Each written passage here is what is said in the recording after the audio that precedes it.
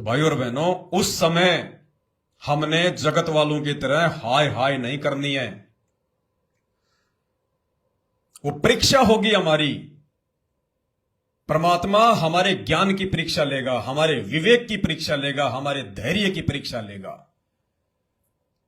क्योंकि उन विषम परिस्थितियों का सामना करने के लिए परमात्मा ने आज हमें इतना ज्ञान में रंगा है। परमात्मा ने इतनी मेहनत की है। गांव गांव जाकर सन 1994 से हमारे लिए उन्होंने लोगों की गालियां खा खाकर, गुंडा और भुंडा कहलवा कर इतने सत्संग किए। उन्होंने हमें वो अनमोल भक्ति दे रखी है जो ब्रह्मा विष्णु महेश के पास नहीं है। उन्होंने हमें वो जबरदस्त मंत्र दे रखे हैं जिस एक मंत्र की कमाई इस पृथ्वी के बराबर नहीं है। हम उस समर्थ भगवान की शरण में हैं जो पूरी दुनिया का पेट भर रहा है, उनके संस्कार आधार से।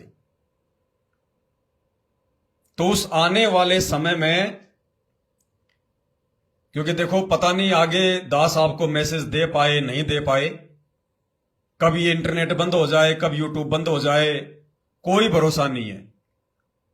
इसलिए दास आपको पहले ही आगाह कर देता है भगत भाई बहनों को, जगत वाले जो मर्जी करें, हमें कोई लेना देना नहीं है उनसे। उस समय, जब वो समय आएगा, जब लोगों की फसलें बर्बाद होंगी, जब बाढ़ आएगी या अन्य किन्हीं कारणों से, क्योंकि हमारे देश में अनाज नहीं है। कोई ये सोचे कि हमारे देश में बहुत अनाज है, हमारे देश में बहुत अनाज है। हमारे देश का सारा अनाज पैसे वाले लोगों ने जमा कर रखा है, अपने टैंक भर रखे हैं। क्योंकि उन लोगों को पहले से ही सब कुछ मालूम होता है कि आने वाले समय में क्या आपत्ति आने वाली है। लेकिन आम जनता में इस चीज की वो भनक नहीं लगने देते, बल्कि उन्हें पहले से सब कुछ पता होता है कि कब हमारे देश पर अटैक होगा, कब ये जो प्राकृतिक जो ये सिस्टम है ये बिगड़ेगा, कब जो है भूखमरी आएगी, कब कौन सी महामारी आएगी, सब पता है उनको। लेकिन वो आम जनता में इसकी भनक नहीं लगने देते और पूरा सिस्टम सेट कर लेते हैं। तो इस देश में अनाज नहीं है। कोई ये सोचे कि भाई हमारे देश में बहुत अनाज है, बहुत अनाज है। आपको एक छोटी सी बात बताता हूं, छोटी सी बात। इस देश में 7 दिन से ज्यादा का अनाज नहीं है, 7 दिन से ज्यादा का। और आपको समझाता हूं कैसे नहीं है। गांव को छोड़कर, और आजकल तो गांव में भी आपको पता है, पहले तो हमारे बाप दादा जो बुजुर्ग थे वो फालतू के शौक नहीं पाला करते थे। उनको मोटरसाइकिल लाने का शौक नहीं था, ना उस समय हुआ करती थी मोटरसाइकिल इतनी। उनको गाड़ियां लाने का शौक नहीं था, उनको दिखावा करने का शौक नहीं था, उनको फ्रिज का ठंडा पानी पीने का शौक नहीं था, उनको कूलर और एसी की हवा में सोने का शौक नहीं था। उनको 1-1 लाख के 50-50 हजार के बेड पे जो है बिस्तरों पे सोने का शौक नहीं था। उनको सोने चांदी के गहने पहनने का, गले में मोटी मोटी चैन और अंगूठी पहनने का शौक नहीं था। उनको फालतू में बियर बार में और डिस्को बार में, होटलों में जाके, रिसोर्ट में जाके, मनाली में जाके, कुल्लू में जाके, शिमला जाके उनको पैसा बर्बाद करने का शौक नहीं था। वो मांस नहीं खाया करते थे, वो शराब नहीं पिया करते थे, वो नशा नहीं किया करते थे। उनको कोई शौक नहीं था। इसलिए वो अपने अनाज को बेचा नहीं करते थे। अगर 20 क्विंटल अनाज हो गया तो वो अपने अनाज को अपने घर पे जमा रखते थे, बेचा नहीं करते थे। आज गांव में भी अनाज नहीं है। गांव में जैसे ही फसल तैयार होती है, बेटा पहले डिमांड कर देता कि पापा जी स्कॉर्पियो लेके आऊंगा, पापा जी मोटरसाइकिल लेके आऊंगा, पापा जी वो 1 लाख रुपए का मोबाइल लेके आऊंगा। या खुद उन्होंने इतने जो है पंगे पाल रखे हैं वर्तमान में, देखा देखी भौतिक सुख सुविधाओं के चक्कर में। अच्छा मकान होना चाहिए, अच्छे वाला कूलर होना चाहिए, बढ़िया वाला एसी होना चाहिए, बेड होना चाहिए, सारे वीआईपी साधन होने चाहिए। आज गांव में भी लोगों ने ऐसे ऐसे शौक पाल रखे हैं कि अनाज उनके घर में जमा हो ही नहीं पाता। जैसे ही अनाज निकला वो अपने खेत से ही लोगों को रफा दफा कर देते हैं और उस पैसे से फालतू की चीजें जमा कर लेते हैं, इकट्ठा कर लेते हैं। वो किस्त भरनी है, वो किस्त भरनी है। दुनिया भर के आदमियों ने लोन ले रखे हैं। तो भाई गांव में भी साल भर से ज्यादा का अनाज नहीं है, 6 महीने से ज्यादा का अनाज नहीं है। अब आपको मैं शहरों की स्थिति बताता हूं। हमारे देश में जितने भी शहर हैं और हमारे देश की 50% जो ये जनसंख्या ये शहरों में रहती है, 50% गांव में और 50% शहरों में। तो गांव वालों के पास तो 3 महीने या 6 महीने से ज्यादा का अनाज नहीं है। और शहर वाले क्या करते हैं? नौकरी पेशे वाले आदमी हैं। कोई एक मकान में रहता है, कोई 2 BHK में रहता है, कोई बेचारा 3 BHK में रहता है। छोटे छोटे कमरे, छोटे छोटे मकान, बड़ी बड़ी बिल्डिंगें। अब वो क्या करते हैं? किसी की फैमिली में 4 आदमी हैं तो किसी की फैमिली में 5 आदमी हैं, कोई 2 मियां बीबी हैं। सैलरी के ऊपर बेचारे वो डिपेंड हैं। तनख्वाह आ गई तो अपना सामान ले आए, या छोटा मोटा कोई अपना खुद का काम कर रहे हैं। तो भी ज्यादा से ज्यादा आदमी क्या करता है शहर में रहने वाला? एक बार में 5 किलो आटा लाएगा। कितना? 5 किलो। हद मार के वो 10 किलो आटा ले आएगा। ये किसी भी शहर को देख लो आप, दिल्ली, बंबई, चेन्नई, महाराष्ट्र, कोलकाता, मद्रास, कोई भी शहर देख लो, कोई भी राजधानी देख लो किसी भी स्टेट की। ज्यादा से ज्यादा उन शहरों में रहने वाले लोगों के घरों में 5 किलो या 10 किलो से ज्यादा आटा नहीं मिलेगा। तो 5 किलो या 10 किलो आटा ज्यादा से ज्यादा कितने दिन चलेगा? 1 सप्ताह मान लो, ज्यादा से ज्यादा 1 सप्ताह। और जब ये भुखमरी फैलेगी, ये अकाल की स्थिति पैदा होगी, तो आपको लगता है कि वो राशन की दुकान वाले आपको 20-20 किलो आटा देंगे, आपको 1-1 क्विंटल आपको आटा देंगे जब आप उनके पास में पैसे लेके जाएंगे? वो पागल नहीं है, वो भी इंसान है, उसको भी पता है। अगर उसके घर पे 20 किलो आटा होगा दुकानदार के पास, वो छटांग भी नहीं देगा किसी को, छटांग भी। उसको पता कि भूखा मरेगा वरना तू।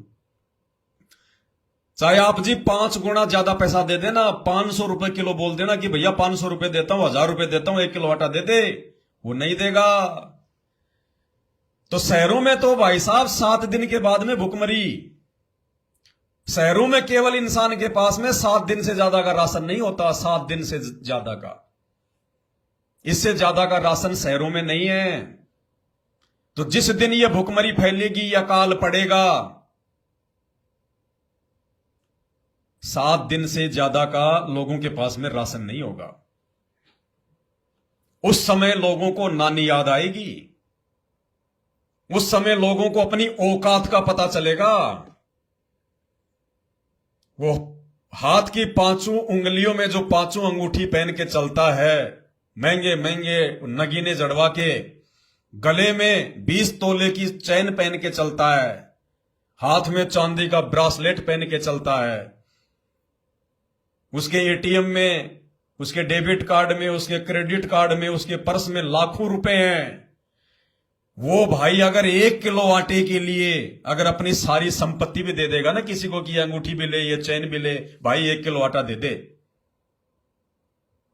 क्योंकि भूख के आगे इंसान की औकात सामने आ जाती है। इंसान गर्मी सहन कर लेगा, इंसान सर्दी सहन कर लेगा, बरसात सहन कर लेगा, इंसान अपनी बेइज्जती सहन कर लेगा, इंसान मारपीट सहन कर लेगा, इंसान झूठे मुकदमे सहन कर लेगा, इंसान किसी की जो है गालियां सहन कर लेगा।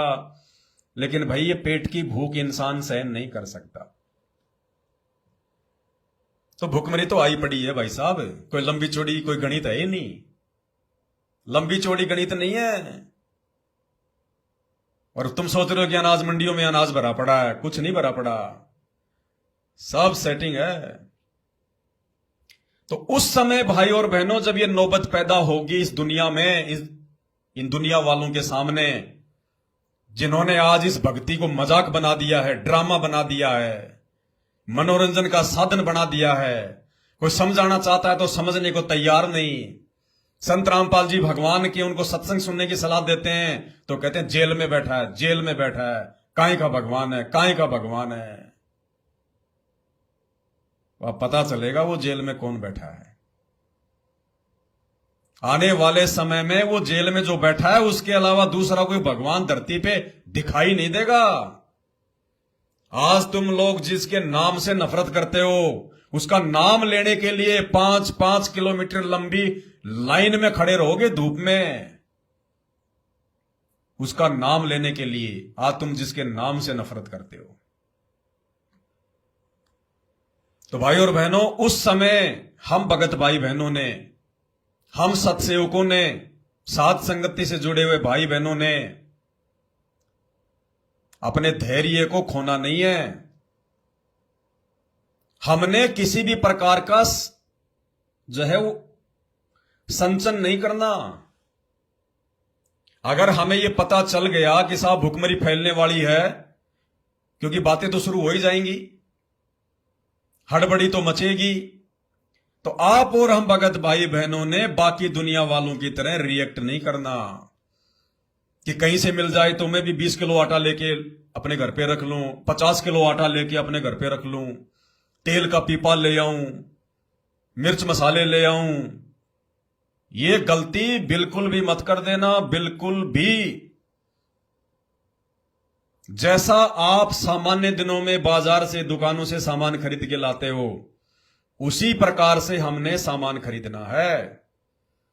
अगर आपके घर में 2 दिन का आटा है और बाहर अगर ये बात फैल गई कि भैया भुखमरी फैल रही है, 10 दिन बाद में कुछ नहीं मिलेगा, लोग भागादौड़ी में लग गए कि कहीं से मिल जाए, आटा मिल जाए, तेल मिल जाए, सब्जी मिल जाए।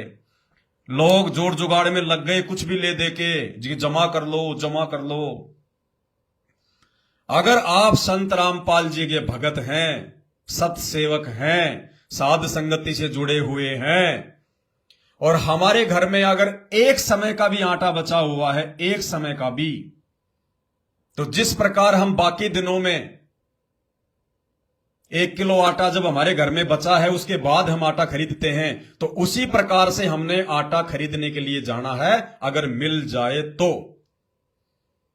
अगर हमने सामान्य दिनों के अलावा अगर हमने एक्स्ट्रा आटा उस विनाशकालिनी भुखमरी और अकाल को ध्यान में रखते हुए बाजार से खरीद कर अपने घर पे रख लिया, तो संत रामपाल जी बिल्कुल भी आपके मददगार नहीं होंगे, बिल्कुल भी। हमने ऐसे ही रहना है जैसे हम बाकी दिनों की तरह रह रहे हैं। बिल्कुल भी हमने जमा नहीं करना, संचय नहीं करना, बिल्कुल भी। अगर कोई आपके दरबार पे भी आ जाए कि भाई साहब ये 50 किलो आटा है ले लो, 1 किलो आटा है ले लो, भले ही वो फ्री में दे रहा है, 5-10 गुना तो छोड़िए, अगर वो फ्री में भी आपको अगर 1 क्विंटल आटा देने के लिए आ रहा है या 1 किलो आटा देने के लिए आ रहा है कि भाई रख लो, बहुत भयंकर स्थिति पैदा हो चुकी है। अगर संत रामपाल जी के खून हो, अगर संत रामपाल जी की आत्मा हो, उनके भगत हो, उस आटे को छूना भी नहीं है, हाथ भी नहीं लगाना उसको। ये सारी बातें परमात्मा ने सत्संगों में पहले क्लियर कर रखी हैं। अगर हम उनके सत्संग रूपी वचनों को फॉलो नहीं करेंगे, वो सत्संग उन्होंने मनोरंजन के लिए नहीं किए, हमारा टाइम पास करने के लिए नहीं किए। उस विकट समय में हम क्या रिएक्ट करेंगे, और यदि उस विकट समय में हम एक भगत बनकर रहेंगे, अपने गुरुदेव भगवान पर पूरा विश्वास करेंगे, और यदि हम मर्यादा में रह के भक्ति कर रहे होंगे, देखो जो मर्यादा तोड़ देगा या जिसकी मर्यादा टूटी हुई है, वो चाहे कितना रो लेना, कितना चीख लेना, कितना चिल्लाने लेना, कितना वो जमा कर लेना, उसकी तो दुर्गति होगी होगी। लेकिन यदि आप साध संगति से जुड़े हैं और पूर्णतया मर्यादा में हैं, गुरु को भगवान मानते हैं, आपके घर पर गुरुदेव भगवान को भोग लगता है, तो आपको परमात्मा उस विकट समय में किसी भी प्रकार की जरा सी भी आपत्ति नहीं आने देगा आपकी। दुनिया चाहे भूख से क्यों ना मर जाए, आप और हम आत्माओं पे परमात्मा आपत्ति नहीं आने देगा। हमारे विश्वास को बढ़ाने के लिए परमात्मा ने एक सत्संग में इस बात का जिक्र किया हुआ है कि अगर ऐसी कोई नौबत आ जाए या आपकी आवश्यकता के बिना, आपकी जरूरत के बिना अगर आपको कोई दाल चावल आटा देने के लिए आए तो आपने हाथ भी नहीं लगाना उसको, हाथ भी। एक सत्संग सुनाता हूं आपको परमात्मा का, इस सत्संग से बिल्कुल क्लियर हो जाएगा।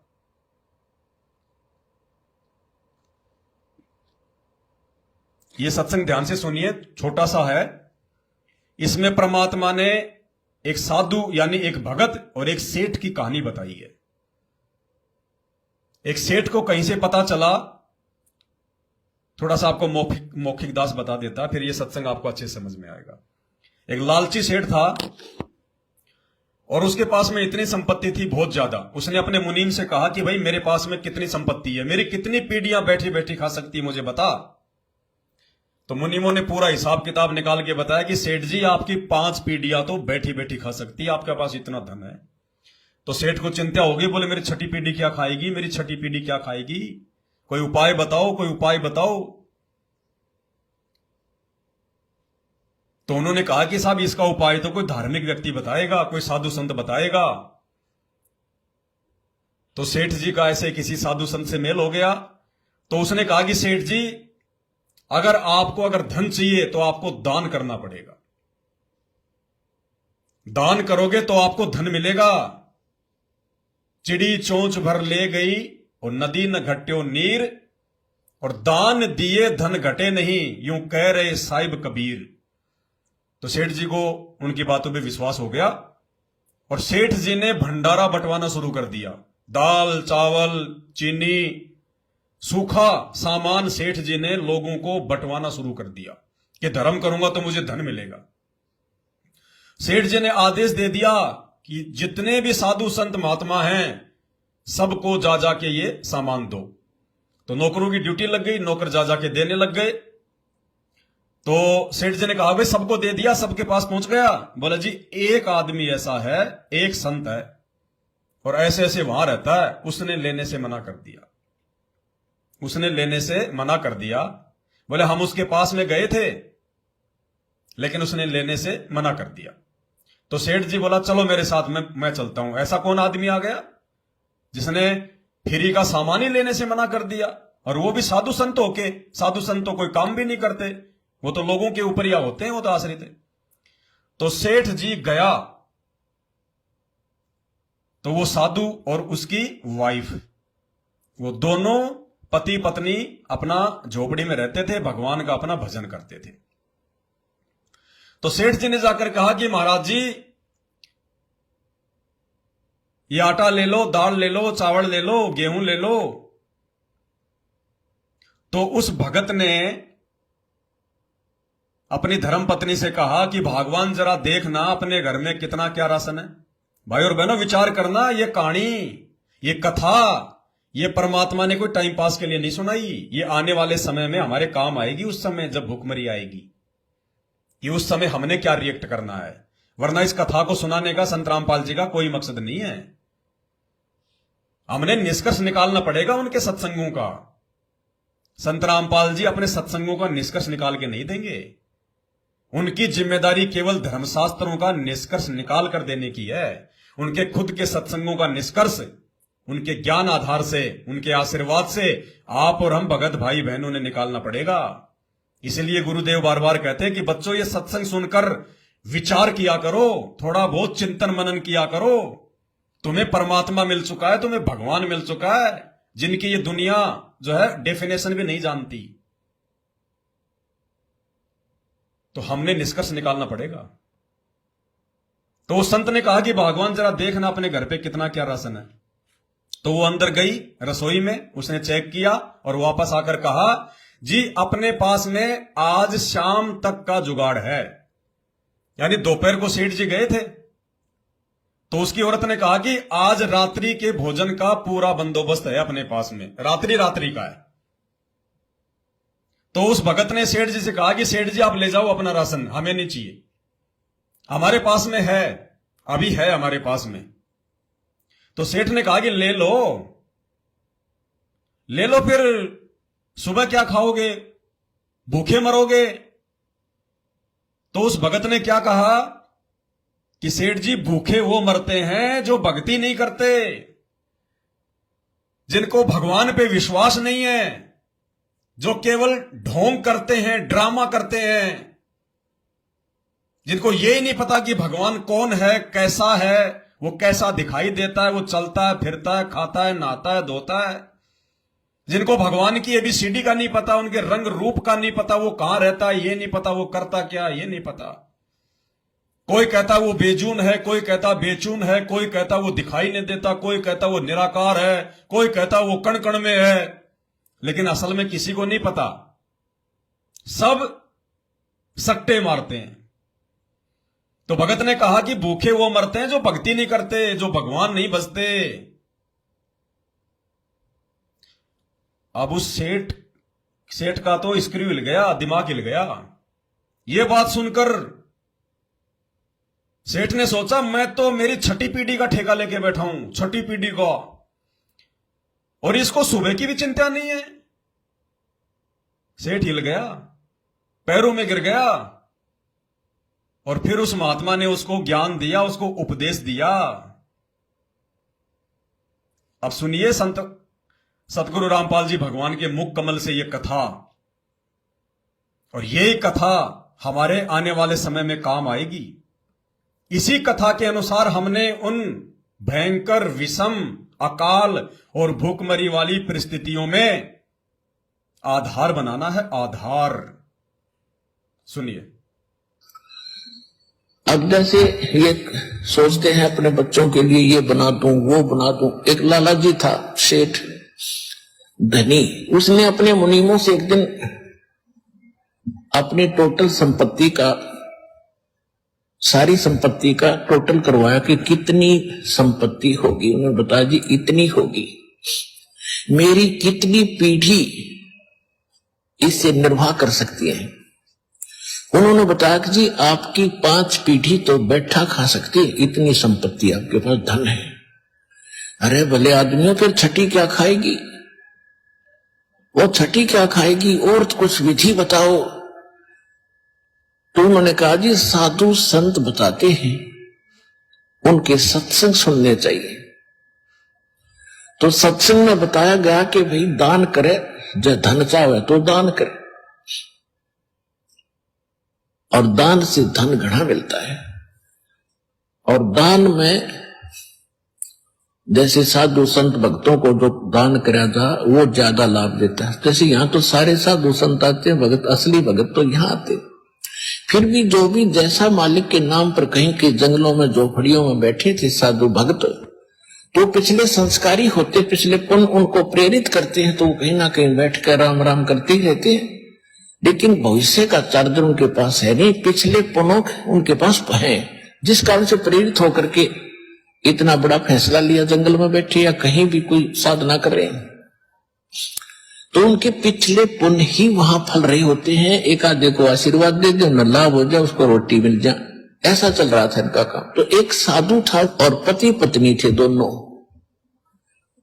वहां रहते थे। उनको मालूम था यहाँ भगत हैं। तो उस लाला जी ने क्या किया, सेठ ने सभी मुंशियों को कहा कि नौकरों को साथ लो और आसपास जितने भी साधु संत हैं सबको आटा दे आओ, किसी को जो मांगे खांड दावल चाल सब ले जाओ और दे के आओ।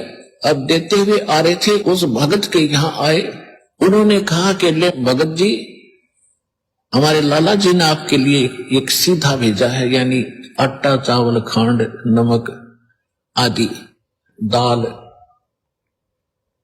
आप ले लो। उसने अपनी पत्नी से कहा कि देखना कितना सामान अपने पास है। उसने कहा जी शाम का है, जब दिन में गए थे शाम का हमारे पास है। शाम का है, कहा जी। उन्होंने कहा जी अभी हम नहीं लेते, हमारे पास शाम का समान है। तो उस कहने लगे रे भगत फिर कल भी खा लियो। बोला कल की कल देखी जाएगी, अब नहीं ले हम। बोले कमाल की बात है, उन्होंने नहीं लिया तो वापस लेकर आ गए वो। सेठ ने पूछा तुम देके क्यों नहीं आए? वो एक और वहां भी था, उसने गिन रखे थे, सारे गिनवा रखे थे। उन्होंने कहा जी उन्होंने ये नहीं लिया। क्यों नहीं लिया? उसने ये कहा कि शाम का तो है, सुबह का भगवान और देगा, आप देगा, हम टेंशन नहीं लिया करते।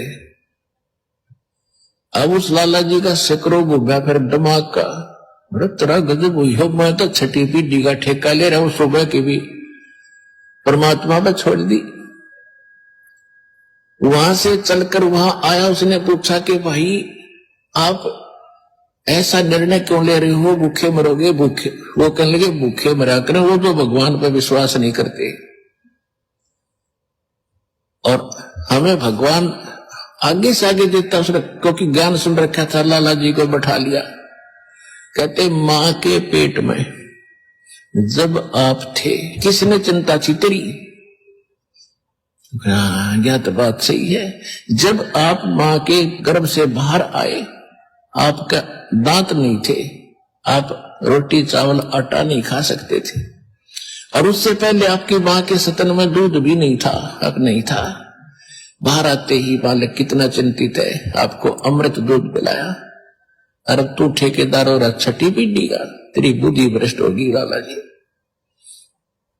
और गजे की योनि में जागा तू। तेने बोला जी क्या करूं मैं, तो मेरे गया के करोगी, कोड इकट्ठा कर लिया तने, पाप का भागी तू होकर खाएंगी तेरी पीढ़ी। वो अपनी किस्मत साथ लेकर आएंगी, तेरे भरोसे नहीं है। अब क्या करूं मैं, तो मेरे गया के बोला इसने बांट दे, धर्म कर दे, तेरी जान बचेगी।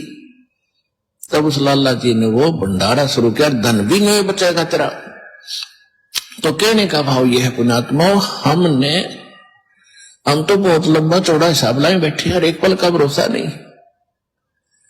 देखो अंत में आपने इस स्थिति में आना पड़ेगा, और जिस स्पीड पर आप चले इसका कोई अंत नहीं।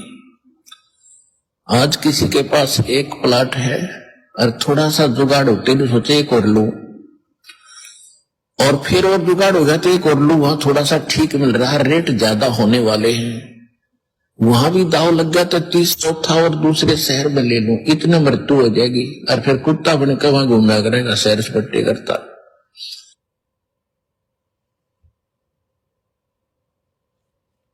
हमने परमेश्वर के द्वारा बताए गए इस सत्संग के निष्कर्ष को पकड़ना है, और निष्कर्ष में गुरुदेव ने खुद ही कह दिया कि हमने अंत में इस स्थिति में आना पड़ेगा। कौन सी स्थिति में? वो भगत वाली स्थिति में, जिसके घर में केवल शाम शाम का आटा था, भोजन बनाने की व्यवस्था थी, उसके बावजूद भी उसने सुबह का आटा नहीं लिया जब तक शाम का आटा था। जबकि उसका गुरु कोई तत्वदर्शी भी नहीं था, उसका गुरु कोई परमात्मा भी नहीं था। वो जो भक्ति कर रहा था वो शास्त्रों के अनुसार भी नहीं थी, उसके पास में कोई मंत्र भी नहीं थे, उसके पास में वो त्रिकाल संध्या भी नहीं थी जो संत रामपाल जी ने हमें दी है। उसके ऊपर भगवान का वो विशेष आशीर्वाद भी नहीं था जो आज आप और हमारे ऊपर है। ये ऐसे साधु संत की सोच बताई है संत रामपाल जी ने, ऐसे साधु संत की सोच। और यदि उस साधु महात्मा से अगर वर्तमान में संत रामपाल जी के सच्चे भक्तों से तुलना की जाए, तो वो साधु संत महात्मा जिसने सेठ जी को आटा लेने से मना कर दिया, वर्तमान में संत रामपाल जी के उन भक्तों के नाखून के 100वें हिस्से के बराबर भी नहीं है, 100वें हिस्से के बराबर भी। तो हमने कितना अमल करना पड़ेगा इन बातों पे? जब वो इतना अमल करना वो जो है वो कर रहा है, तो हमने कितना करना पड़ेगा? तो भाई और बहनों, उस समय विचलित नहीं होना, क्योंकि उस समय आपको कोई भी आपको सपोर्ट देने वाला नहीं मिलेगा। आज आपको लाइव आके आपको बताया जा रहा है, वीडियो बना बना के डाले जा रहे हैं। आज हमारे मोबाइल काम कर रहे हैं, सिम काम कर रही है, इंटरनेट सही चल रहा है, हम बात कर सकते हैं। कल को ना आप मोबाइल से किसी से बात कर पाओगे, ना आपका व्हाट्सएप चलेगा, ना आप किसी से वीडियो कॉल कर पाओगे, ना आपको कोई हिम्मत देगा, ना आप किसी से कोई सलाह ले पाओगे, ना आप घर से बाहर निकल पाओगे, इमरजेंसी लगी होगी। भविष्यवाणी है। हिंदुस्तान के 15 से ज्यादा राज्यों में 2028 से पहले पहले इमरजेंसी लगेगी। भाई वो 24 में भी लग सकती है, 25 में लग सकती है, 26 में लग सकती है, 27 में लग सकती है, ये फिक्स नहीं है। लेकिन ये कंफर्म है, पत्थर की लकीर है, 28 से पहले पहले हिंदुस्तान के 15 से अधिक राज्यों में राष्ट्रपति शासन लग जाएगा। कोरोना काल में जैसे लोगों को घर से बाहर नहीं निकलने दिया, उससे भी भयंकर परिस्थिति बनेगी। तो उस समय आपके सारे रास्ते बंद हो जाएंगे। उस समय में संत रामपाल जी के भक्तों को विचलित नहीं होना, डगमग नहीं होना, घबराना नहीं है। हां, वो भक्त जरूर जो है वो घबराएंगे, डरेंगे, भयभीत होंगे। जो आज सतलोक आश्रम मैनेजमेंट हरियाणा के पीछे लग के अपनी तमाम मर्यादाएं तोड़ चुके हैं, पाखंड पूजा में बढ़ावा दे रहे हैं, सहयोग कर रहे हैं, रक्तदान कर रहे हैं, देह दान कर रहे हैं, फिर उनका खून बेचा जाता है उन हॉस्पिटलों में, व्यापार हो रहा है उनके खून का, उनके अंगों का। जो आज राजनीति कर रहे हैं संत रामपाल जी के भगत होकर, कभी बीजेपी को वोट तो कभी कांग्रेस को वोट, आरक्षणों में बैठ के लोगों का समर्थन कर रहे हैं, गैंगस्टरों की सीबीआई जांच का समर्थन कर रहे हैं, बैडमिंटन के स्टेडियम बनवा रहे हैं, 5-5 लाख रुपए चंदे के रूप में लोगों को दिए जा रहे हैं, जगत वालों को। उस पैसे का वो लोग दुरुपयोग कर रहे हैं। और वो कर्म किसके फूटेंगे, मर्यादा किसकी टूटेगी? दान देने वाली संगत की। क्योंकि आप कुपात्रों को धन दे रहे हैं, कुपात्रों को दान दे रहे हैं। अरे सुपात्र केवल आपका गुरु है धरती पर, सुपात्र केवल पूरी पृथ्वी पर, अर्थात वर्तमान में इस पृथ्वी पे जितने भी इंसान हैं उनसे दान लेने का अधिकारी इस धरती पर केवल संत रामपाल जी हैं। उनके बेटा बेटी अधिकारी नहीं है। उन अनाधिकारियों ने तो संगत का बेड़ा गर्क कर दिया, धोबी का कुत्ता बना के छोड़ रखा है संगत को। आज भले संगत वालों की बैटरी चल रही है अभी, जैसे लाइट से हम लोग इन्वर्टर लगा के बैटरी को चार्ज कर लेते हैं, लाइट अगर वो चली भी जाए तो भी थोड़े समय 2-4-5 घंटे हमारी लाइट जलेंगी, हमारे पंखे चलेंगे, लेकिन कितने समय तक?